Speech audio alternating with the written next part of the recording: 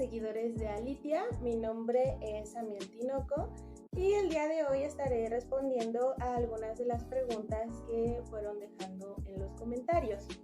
Espero que este video les sea de muchísima ayuda y les agradecemos que sigan confiando en nosotros para resolver sus dudas.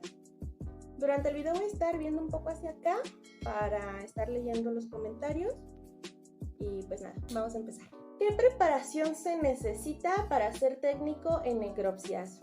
Mira, en la actualidad ya existen carreras técnico-universitarias con las que sales tal cual con esa preparación, técnico superior universitario en necropsias, algo así. También he sabido que puedes hacer un bachillerato técnico en el área o bien hacer tu carrera en algo como ser embalsamador y posteriormente hacer un diplomado como técnico en necropsias. Para esto sí quiero aclarar, no es lo mismo un técnico en necropsias con médico legal. El técnico en necropsias es el auxiliar del médico legal durante el proceso. Que bueno, un pequeño dato, actualmente pues a falta de personas con esta preparación, los técnicos en necropsias terminan siendo personas con carrera en enfermería o en criminalística, es lo que encontramos en varios de los EMEFOS. Entonces, si tú realizas esta preparación universitaria, pues se te van a abrir muchísimas puertas porque es algo que hace falta bastante. ¿Crees que lo que afecta a los asesinos en serie sean los traumas de su infancia? No es algo que yo crea. Sí, es muy bien sabido, tanto por estudios de hace años como estudios desde el año pasado hasta este año, en el que sí se ha comprobado que la infancia es de suma importancia en la formación de una persona.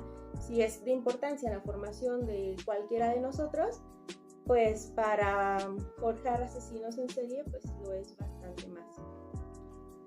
¿Por qué sucede esto? Bueno, la infancia es como el determinante para formar nuestra manera de actuar y de pensar una vez siendo adultos.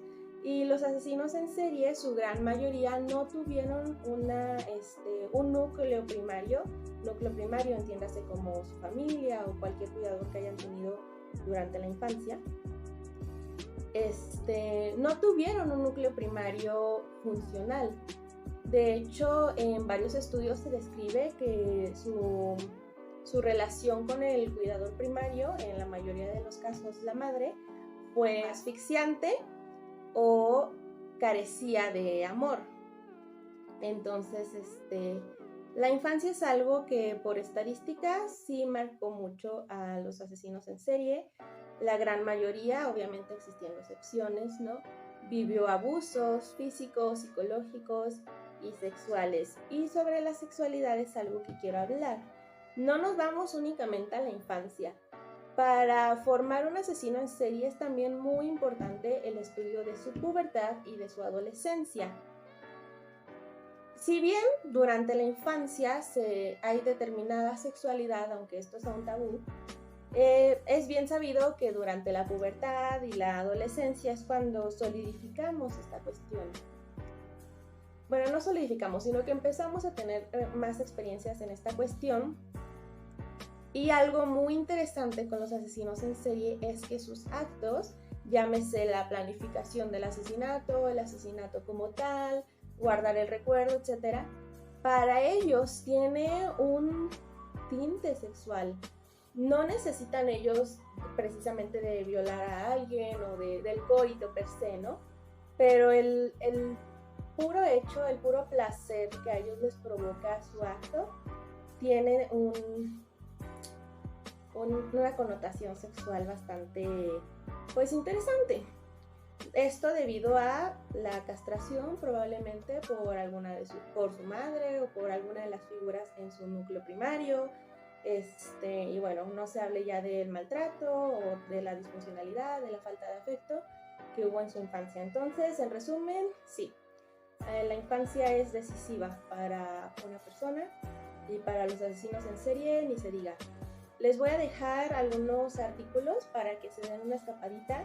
Son artículos totalmente recientes, ninguno es de antes del 2019. en el que se habla de este fenómeno. Está muy interesante y pues son fuentes confiables.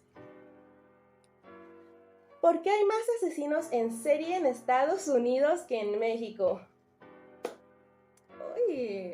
Es que esta pregunta está muy buena. Es muy común que haya una diferencia entre regiones, entre épocas, de cuál es el crimen que prevalece más o cuál es el crimen más cometido. Es muy común esto debido a que los criminales dependen, o sea, la formación de ellos dependen de múltiples factores, entre ellos la economía, el clima incluso, la cantidad de personas que existen en un lugar, la cultura, etcétera, etcétera. Entonces es bien sabido, tengo esa muletilla. Entonces, obviamente en Estados Unidos y en México varía la cultura, varía la economía, varían todos estos factores que son necesarios para determinar el tipo de crimen que va a ser más común. Eso es muy normal, no dejes que te sorprenda. Sin embargo, yo no estaría como tan segura de decir esto. Aquí entran distintos factores. Mira, en primer lugar, en Estados Unidos, los estudios que se han realizado sobre estos fenómenos, sobre este fenómeno que son los asesinos en serie, pues ha sido mayor. O sea, la cantidad de estudios que ellos tienen vienen desde los años 40, si acaso. Y en México es todavía un tabú, incluso todavía es algo que nos sorprende bastante. Entonces, viene desde ahí, ¿no? Que ellos tienen mucha más preparación para incluso perseguirlos, para atraparlos y para encontrarlos. Y en México, vaya, no hablemos únicamente del estudio que hay, hablemos también de impunidad, hablemos de corrupción y hasta cierto punto de ineficiencia, ¿no? De los cuerpos de justicia. Entonces, de que hay más asesinos en serie en México de los que se ha sabido, los hay. Sí que te creo que en Estados Unidos sea más común los asesinos en serie que en México. Y aquí me gustaría citar a Conrad. Bueno, no citar, parafrasear a Conrad.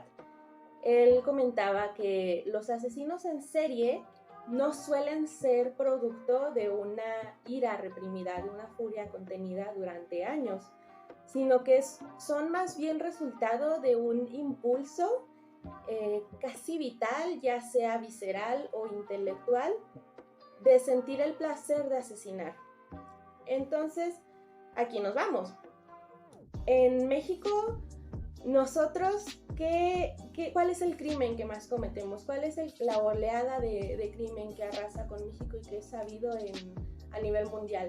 Además del crimen de cuello blanco, pues es del narcotráfico.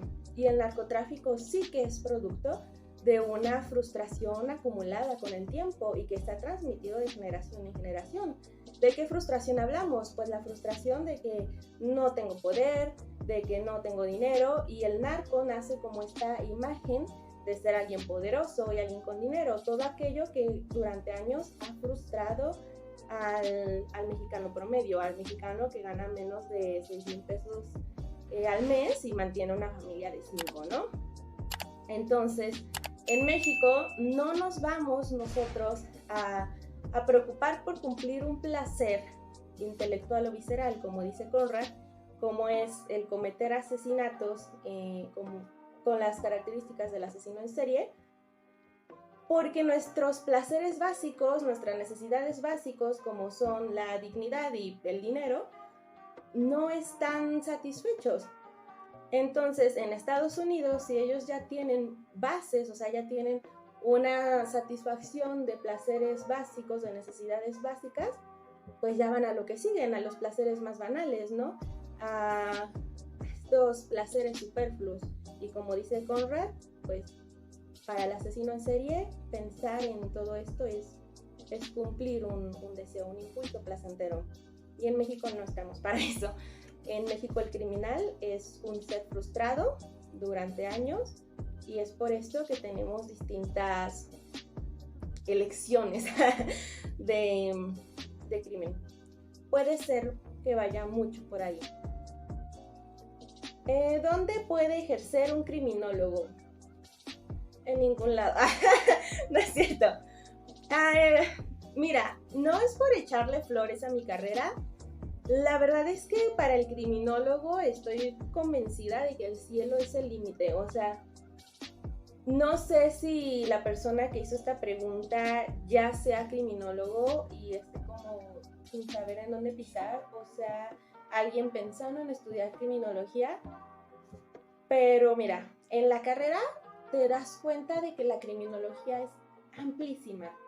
O sea, no solamente sales con conocimientos de, una escena del crimen, no, o sea, sales con conocimientos de psicología, de psiquiatría, de sociología, de biología, sales con muchas cosas. Ojo, no por esto puedes ser psicólogo, psiquiatra, etcétera, obviamente, ¿no? Pero tienes muchos conocimientos. Entonces, al criminólogo se le abren las puertas no únicamente en las instituciones clásicas que se pueden pensar, como los centros de reinserción social, la fiscalía, la agencia de investigación criminal. Nos vamos un poquito más allá, ¿no? El trabajo del criminólogo, por ejemplo, en las escuelas, ahorita es algo que se ha tratado de implementar. Es algo muy innovador y muy necesario, o sea, detectar niños con comportamientos antisociales desde temprano salva vidas totalmente. Puedes ser también una persona independiente, puedes tú mismo dar talleres, puedes tú mismo dedicarte a la prevención primaria, secundaria, terciaria serían los cerezos, ¿no? Puedes ser creador de contenido, puedes ser profesor, mil cosas, ¿no? De la carrera hasta detectives privados han salido.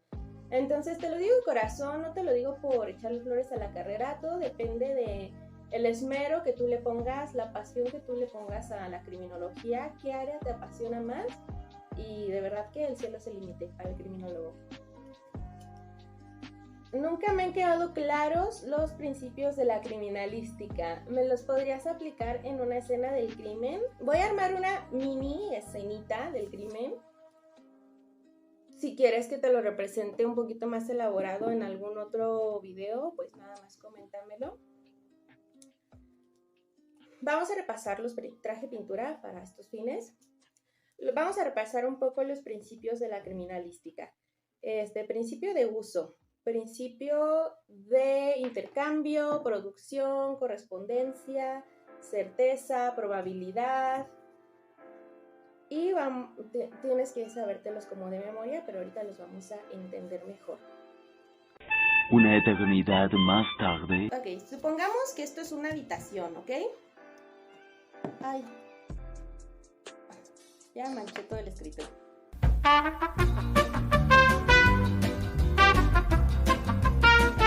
Esta personita, la personita con pies amarillos, es la víctima, se llama Juanita. Y la persona blanquita es el victimario, es Pedrito. Juanita está aquí en su cuartito, feliz de la vida. Y Juanito entra a la habitación y empiezan a discutir. Él le suelta un golpe, ella se defiende y empieza una pelea constante.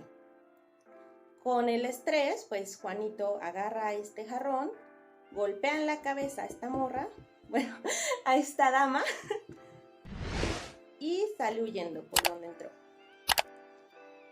Esto nos deja con esta escena. Esta es nuestra escena del crimen. Para que se te quede un poquito más grabadito los principios, voy a utilizar las mismas palabras que el nombre lleva. Principio de uso. ¿Qué se usó dentro del acto? Puede ser un agente físico, algo químico, puede ser incluso psicológico, por ejemplo, un chantaje, puede ser una manipulación, puede ser incluso un virus, no sé, dentro de los delitos cibernéticos. En este caso es un agente físico, lo que se usó fue un jarrón y las manos de Juanito, porque la golpeó y la golpeó con el jarrón. Ese es el principio de uso. ¿Qué se usó? Jarrón, manos, cuerda, arma, etc.